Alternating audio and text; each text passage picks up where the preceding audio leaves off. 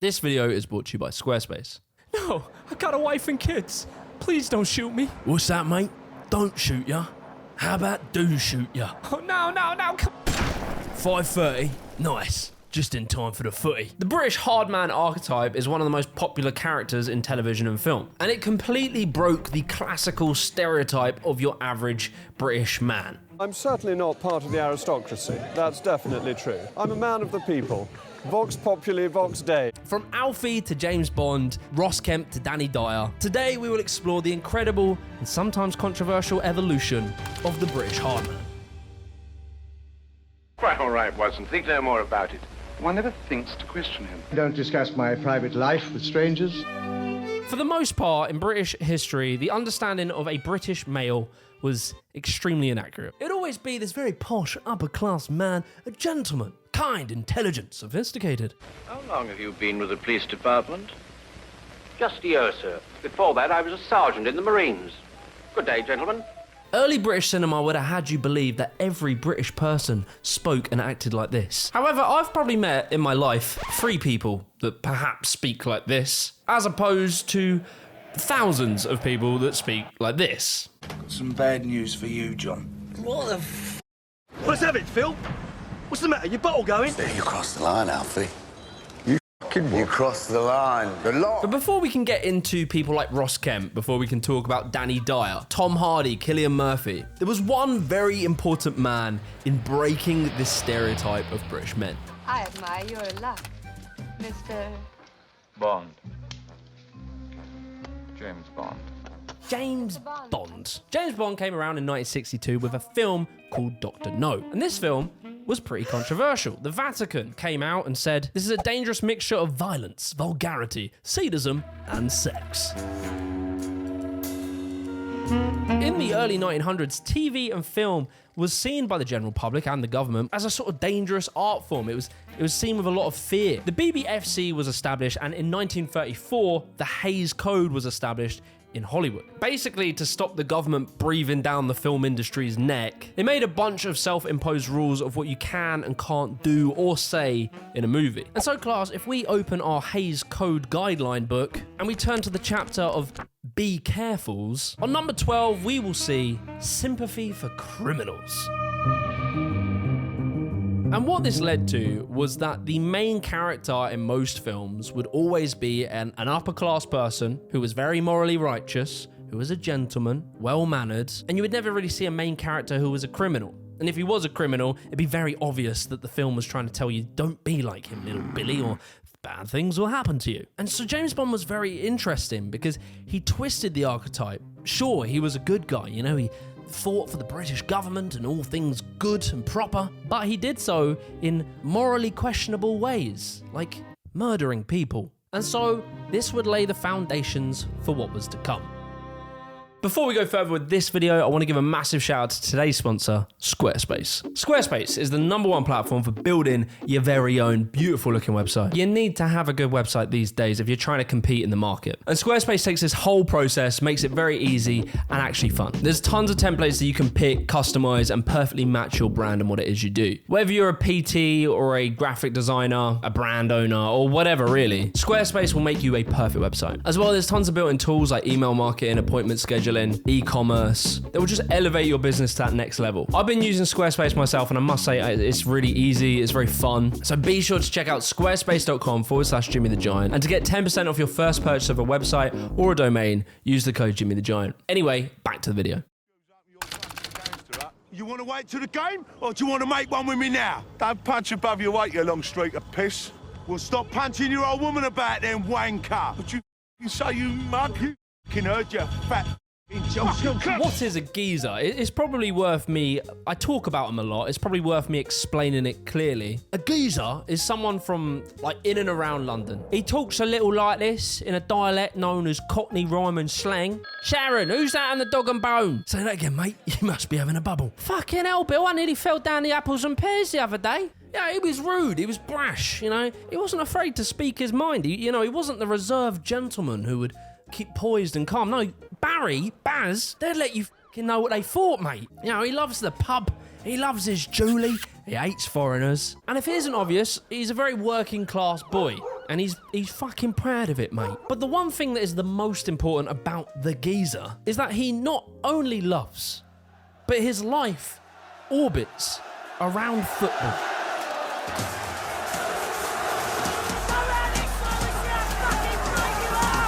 Football culture in the 70s and 80s is very important in the creation of the British hard man. I made a whole video on hooliganism, but basically it was this big deal around this era. British society had become very scared of these football fans who were literally killing each other over the sport. England was banned from playing football in Europe because of how violent our fans were. There were these major disasters. The British public, the government, the newspapers, pretty much the whole world hated and feared football hooligans. But then we pointed a camera at them, and all of a sudden we loved them. I told you I am just gonna have him! This is what it's all about. It's what we live for. I'm just another bored Mal approaching 30 in a dead-end job who lives for the weekend. Films about football hooliganism was just everywhere. You couldn't escape them. In 1988, the film The Firm came out. ID came out in 1995. There was this entire wave of these gritty films that focused on the underbelly of football hooliganism. And it really opened up the interest for a new type of British tough guy. Keep killing! It's not worth it! He's one of us! Bill him and your job's down the pan! Think I'll give a toss about that, they can shove their f***ing job! You wouldn't see the geezer with a martini and driving an Aston Martin. You'd see him with a can of Stella ragging it around in a BMW 3 Series. And so by the late 1900s, cinema had gone through the American New Wave and British New Wave. This era basically undid what the BBFC and the Hays Code originally set out to do. Now it was common to see main characters who were from working class backgrounds, and even it was now very common to see films focusing on bad guys as main characters. And so all of this brings us to a very important film in the timeline of the hard man, and that is Lock, Stock and Two Smoking Barrels. If you have a better idea how to get 500,000 in the next few days, let us know. Guy Ritchie released this absolute thudder of a film. It was a banger. This was the boy's first film. Just imagine your first anything, your first kiss, your first, I don't know, shit was probably not that good. Critical acclaim, worldwide success, awards, yeah, we get it. The film was good. But most importantly, for our beloved geezer, this was their moment. Got some bad news for you, John. What the f... Mind your language in front of the boy. Vinnie Jones. He was a professional football player in real life. He was more known for his fouls than his football abilities. If you search on YouTube his name, the first thing that comes up is his fouls montage. Well, that's balmy. How can you defend Vinnie Jones, though, Martin? Like, yeah, he was a decent football player, but people mainly went to watch him to see if this was the week he'd finally get banned from the sport. And eventually he did. Guy Ritchie casted Vinnie Jones for the role of Big Chris in Lock, Stock and Two Smoking Barrels. Having not acted like that before, Guy Ritchie knew that Vinnie Jones would be the perfect person for this role. You're having second thoughts. You're shrinking. And your two little balls are shrinking with you. Hello, yes, this is the agent for Vinnie Jones. What's that? You want us to film Naughty Football Boys 19? Ah, no, we got Bang Bang Lock and Loaded 4 Blood Never Dries being filmed in November. Sorry. We were starting to see more and more characters like this popping up all around cinema and TV. But as good as all of this was, and as convincing as it was, James Bond isn't a real person, really drinking martinis and shooting Russians. Big Chris isn't a real person shaking down debtors with a car door. All of these things that we have talked about have taken place in the fantastical world of fiction. But it would only be a matter of time before fiction would meet reality. I'm Danny Dyer. Playing hard men and acting tough has been my bread and butter. But now I've got a new role. I'm going to be tracking down some of the most feared men in the country. So during this era of like fetishizing football violence, Vinnie Jones had actually appeared in a documentary in 1992 called Soccer's Hard Men. I mean, what is hard? Is hard not flinching in a tackle? I think that's what it means.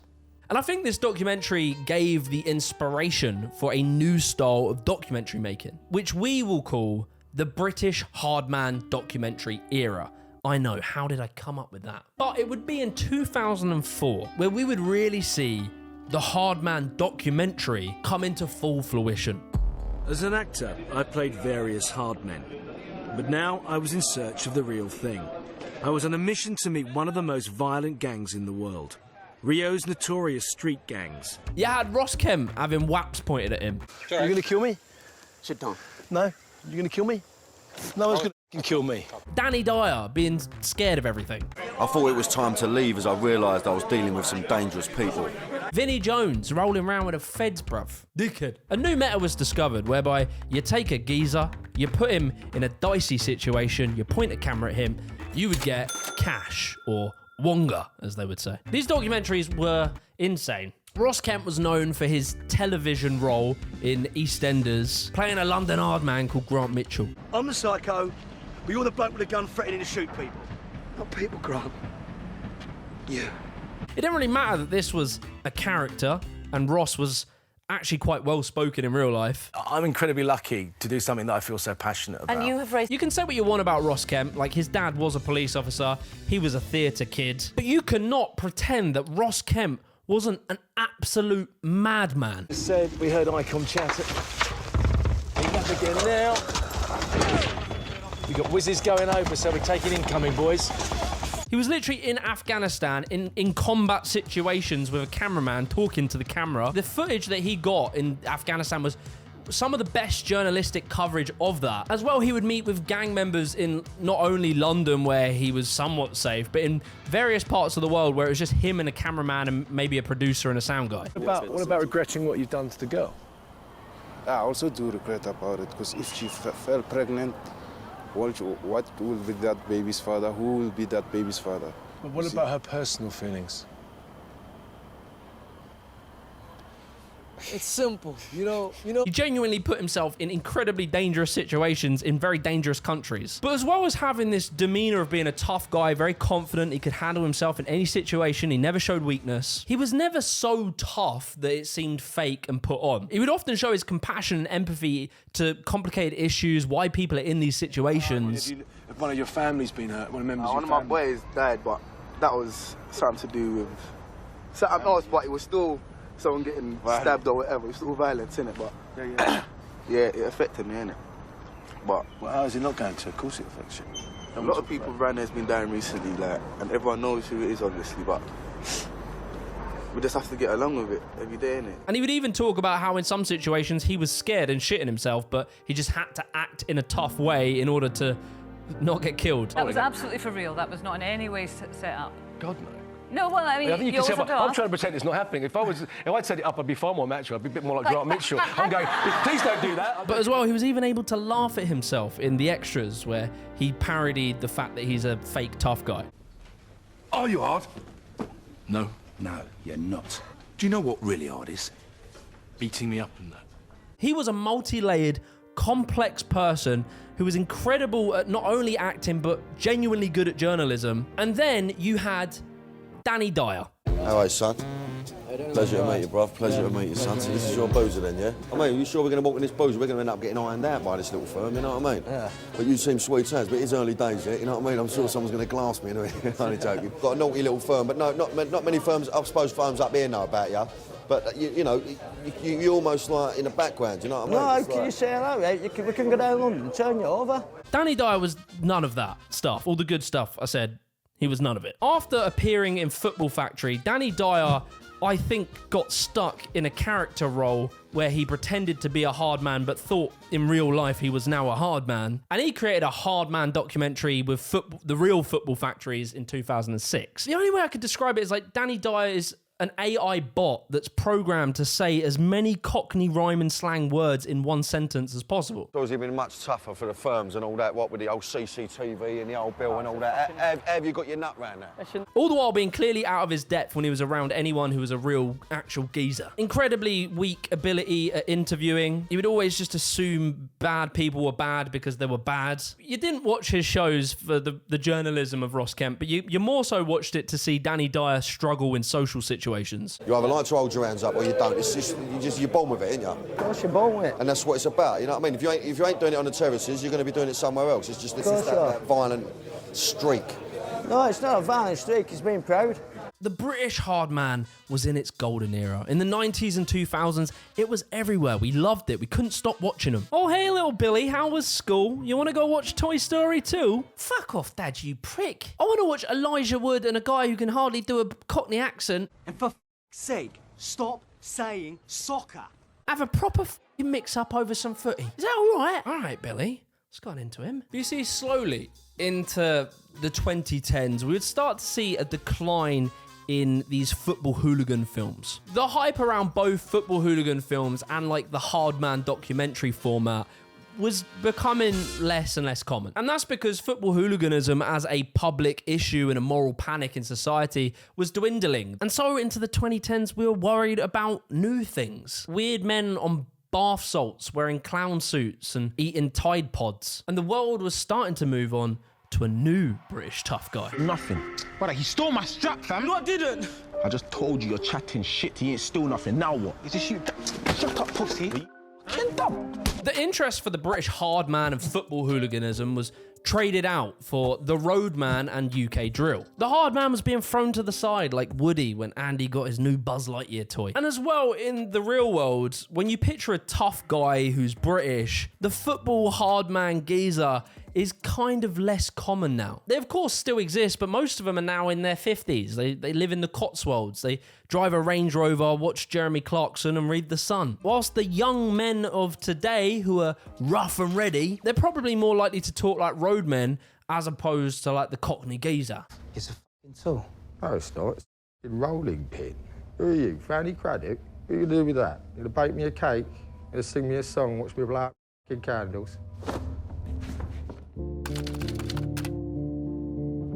But look, I don't want to pretend that the hard man has disappeared. It hasn't at all. That's not the point I'm making. In fact, it's now just become so mainstream. It's such an accepted role and archetype in cinema and film that it's become one of the default characters you would go to when you want to portray a tough guy. Like, sure, the golden era of the football hooliganism and TV hardman documentary era has passed, but with actors like Jason Statham, Tom Hardy, and of course now Cillian Murphy, who's dominated, and he actually introduced a new type of tough guy through the role of Thomas Shelby in Peaky Blinders. He showed that British people can actually exist outside of London. No fighting! And everyone loves Cillian Murphy doing the cool, calm, Sigma male edited with some hip-hop beat. You crossed the line, Alfie.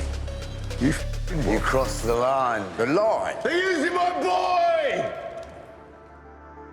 The British hard man took the notions of what it meant to be British and what a tough guy from England can look like and depicted it in a very gritty, down-to-earth and much more real way, like what a real tough guy from England would probably behave like. I really think why the British hard man was so successful was because of the juxtaposition it created. The mental image that most people have of what British people are like being contrasted with that of the British hard man. It pushed boundaries, it bent the rules, and ultimately, it just pretty fucking cool. And I think slowly now in 2024, the world is starting to realize that England isn't Harry Potter. I'm just waiting for Luton, the movie, to come out, and then you guys will really understand why we complain about this place. If you enjoyed that, I'd love you to join my research team over on Twitch. We go live on 3 p.m. Wednesdays, but also various times you can check my community tab. Peace.